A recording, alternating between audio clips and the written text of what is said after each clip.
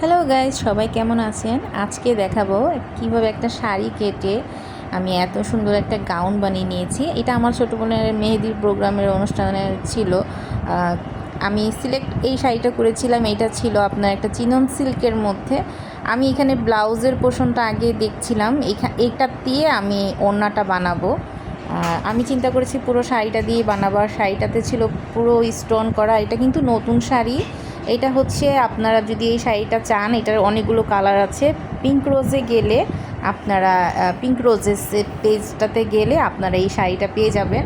আমি নতুন শাড়িটাকে নিয়েছিলাম এবং কুচির পোর্শনটা থেকে লাস্ট আমি পোর্শনটা কেটে নিই, কারণ কুচির পরে যে কাপড়টা ছিল অনেকখানি কাপড় ছিল। ওইটা হচ্ছে আপনার ব্লাউজের কাপড় প্লাস হচ্ছে আপনার কুচি দেওয়ার আগে এক্সট্রা একটা কাপড় থাকে।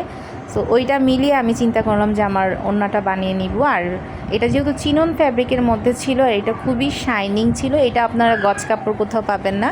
এগুলো হচ্ছে ইন্ডিয়া থেকে ইম্পোর্ট করে আমি পিঙ্ক রোজ পেজের থেকে এই শাড়িটা মেকিং করা হয়। সো ওই পেজের শাড়ি এটা, ওইটা এখনও আমাদের কাছে স্টকে অনেক আছে। সো আপনারা চাইলে কিন্তু নিতে পারেন। আর এই স্টোনের শাড়িটা আমি নিয়েছিলাম, এটা ছিল মাল্টি কালার স্টোন করা। আমি শাড়িটাকে কেটে নিলাম। আসলে একটা শাড়ি, নতুন শাড়ি কেটে এইভাবে একটা ড্রেস বানানো মানে অনেক পরিমাণ একটা সাহসের প্রয়োজন হয়, নষ্টও হয়ে যেতে পারে। শাড়িটার প্রাইস ছিল আপনার 1850 টাকা। ফুল শাড়িটা এখানে ছিল। আমি জাস্ট খুলে খুলে আপনাদেরকে দেখাচ্ছি, দেখেন। তো এই শাড়িটা আমি সিলেক্ট করার পরে হচ্ছে চিন্তা করলাম ওড়না বানাবো। আর হচ্ছে ফুল যেই হচ্ছে মাঝখানের যেই কুচির প্যানেলটা থাকে, দেন হচ্ছে আঁচলটা থাকে, এইটা দিয়ে আমি ফুল ড্রেসটা বানাবো। তবে এই স্টোনটা হচ্ছিল আমার মেশিনে, সেলাই মেশিন, যেহেতু আমারটা হাত পায়ে সেলাই মেশিন, ওইটাতে এই মেশিনে সেলানো সম্ভব না, কারণ স্টোনগুলোর কারণে কিন্তু সুই ভেঙে যেতে পারে, মেশিন ডিস্টার্ব করতে পারে। সো আমি ঘুরিয়ে ঘুরিয়ে দেখছিলাম যে কিভাবে একটা শাড়িকে একটা গাউনে আনা যায়। এটা ছিল আঁচলের পোর্শন, ব্লাউজের পোর্শনটা, ব্লাউজের যে নিচে কাজটা থাকে, হাতায় কাজ থাকে। সো আমি এইটাকে কেটে আলাদা করে দিচ্ছিলাম। এইটা আমি রেখে দিয়েছি, আমার যেহেতু ছোট বেবি আছে 1 বছরের। সো আমি চিন্তা করলাম এটা দিয়ে ওর জন্য একটা ড্রেস বানিয়ে নিব। সো এই জন্য আমি এই কাপড়টা কেটে জাস্ট এটাকে সরিয়ে দিলাম, যাতে এই প্যানেলটা ওর ছোটো বাবুর গাউনের সামনের পোর্শন, সামনে যে ব্যাক পোর্শনটা থাকে এবং সামনের পোর্শন কুচি করা থাকে, ওইটা নিচে দিতে পারি। সো আমি আঁচলটা সরিয়ে জাস্ট ব্লাউজের পিসটা কেটে জাস্ট নিয়ে নিলাম। আর এই লেসগুলো আমি সিলেক্ট করেছিলাম যে ওড়নাটায় বসাবো, বাট তারপরে দেখলাম যে ওড়নাটা আমার অনেক ছোট হয়ে যাচ্ছে। সো আমি চিন্তা করলাম এত বড় তো ওড়না আমাদের লাগে না, যেহেতু গাউন এটা। সো আমি এটাকে ভাঁজ করে জাস্ট মেপে নিচ্ছিলাম যে এটাকে হাফ করে নিলে হয়, কারণ একটা শাড়িতে কিন্তু প্রচুর লং থাকে। সো আমি এটাকে হাফ নিয়েছিলাম, অর্ধেক কেটে জাস্ট এটাকে আমি আলাদা করে দিব। সো ওই অনুযায়ী কিন্তু আমি মাপটা নিয়েছিলাম। জাস্ট আমি আপনাদেরকে ভিডিওতে ক্লোজলি দেখাচ্ছি বোঝানোর ক্ষেত্রে যে একটা শাড়িতে কিন্তু লম্বায় অনেক কাপড় থাকে। সো আমি এটাকে 4 ভাঁজ করে নিয়েছিলাম, যেহেতু ওড়নাটা কিন্তু অনেক ছোট হচ্ছিল আমার। সো আমি এখন এটাকে কাটবো। কেটে আমি জাস্ট এটাকে 4 টুকরো করেছি, অর্ধেক ওড়নার জন্য নিয়েছি আর অর্ধেক কাপড়টাকে 4 ভাঁজ করে এইভাবে কেটে কেটে টুকরো করেছি। এখন এই টুকরো কাপড়টাকে আমি এইভাবে কুচি করছি। আমি দেখলাম যে এই 4টা পার্ট যদি আমি ডাবল ডাবল করে কুচি করে একটার পাশে আরেকটা বসিয়ে দিই, তখন কিন্তু ওড়নাটা বড় হয়ে যাচ্ছে, আবার একটু আনকমনও লাগছে। হ্যাঁ, সো এখন আমি এই ওড়নাটা বানাবো এবং ফুল ভিডিওটা আপনাদেরকে দেখাবো এটা বানানোর পরে কি সুন্দর লাগে।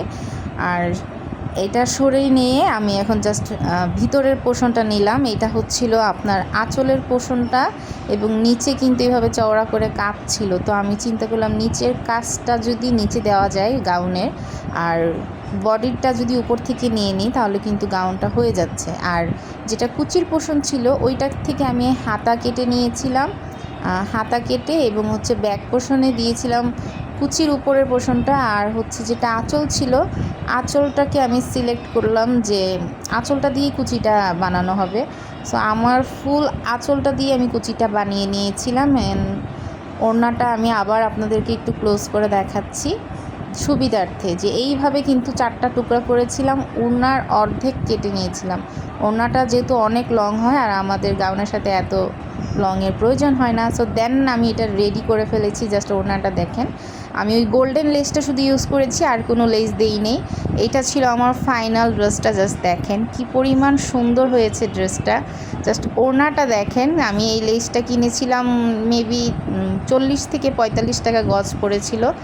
সেই ছিল আমার ওড়নাটা দেখেন অনেক লং হয়েছে, এবং এই যে এইখানে আমি 2টা পার্ট করে কুচি কুচি করে বসিয়ে দিয়েছি। এটা ছিল আমার ফুল ড্রেসটা। কুচির পোর্শনটা জাস্ট দেখেন, আমার ফুল ড্রেসটা দেখেন কি পরিমাণ সুন্দর হয়েছে। সো ড্রেসটা যদি আপনাদের ভালো লাগে, আপনারাও কিন্তু আপনাদের বাসার এরকম শাড়ি কেটে, আম্মুর শাড়ি বা আপনাদের নিজের শাড়ি কেটে এর সুন্দর একটা গাউন বানিয়ে নিতে পারেন। সো এই গাউনটা আমি টেইলার দিয়ে মেক করেছি, কারণ এই স্টোনটা আমার সেলাই মেশিনে কিন্তু সেলাই করা খুবই কষ্ট হচ্ছিল, বারবার মেশিনের সুই ভেঙে যাচ্ছিলো। সেই কারণে আমি বাকিটা কাটিং করে টেইলার দিয়ে সিলিয়ে নিয়েছি। আর ওড়নাটা আমি নিজেই বানিয়েছিলাম। ওড়নাটা অনেক পছন্দ হয়েছিল আমার, অনেক অনেক পছন্দ হয়েছিল। আর এই ধরনের ড্রেস এখন মার্কেটে পাওয়া যায় না, আর কিনতে গেলেও অনেক প্রাইস পড়ে যায়। আর আমি এটার ভিতরে একটা সুতির ফলস দিয়েছি, যেহেতু প্রচুর গরম, যাতে পরতে আরাম হয়। জাস্ট আমার ড্রেসটা কী পরিমাণ সুন্দর হয়েছে বোঝাতে পারবো না।